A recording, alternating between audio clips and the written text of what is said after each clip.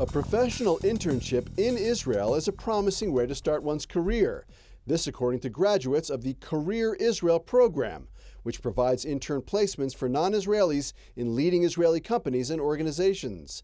IBA News on Israel's public television station recently hosted Chicago resident Farah Kardelli for a 6-month postgraduate stint in the world of TV news.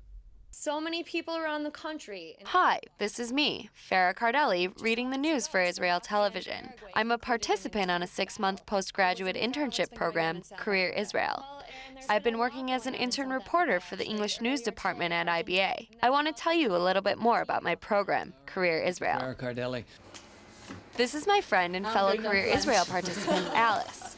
Alice is from Cape Town, South Africa. Currently, she works at Michal Negrin, one of the most successful jewelry designers and manufacturers in Israel. It's the exact same. For the last 5 months, Alice has been working in the marketing department, revamping their website, dealing with customers, and doing a variety of other important things. She says she's benefited tremendously by her experience with the company.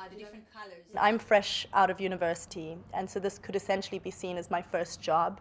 And it's really taught me a lot about dealing with people and having confidence in myself to know that I am capable of anything that they give me. At first, when I first got here, everything was a little bit scary, and doing things I wasn't sure that I was doing them correctly, and I would often have to ask for a lot of help. And now it all just seems so easy. Nilit, Alice's supervisor, says the company has benefited enormously since they started taking on interns. Firstly, Michal Negrin Design produce and manufacture everything here in Israel. And part of her ideology is to have interns from all around the world. So having interns, it's something that is really natural for her. She's originally from the kibbutz, and she has all the values from the kibbutz. So that's part of our, let's say, organizational culture. Coming from an extremely different background is my friend Andrew. Andrew has worked as an EMT for the past 7 years in the U.S., but says that coming to Israel has been the most rewarding experience of all. I'm helping taking care of my people, and it's kind of a unique aspect to the job. Granted, Jews aren't the only people we take care of. I don't know, it's more of a feeling of taking care of your people, which to me is really important. Alana Kaminka, the director of the program, says interning in Israel has benefits that are not found in any other country. Israeli culture is unique, and things are very, let's say, informal and more open, and I think that really allows our interns a lot of flexibility that they wouldn't get in a more formal work setting.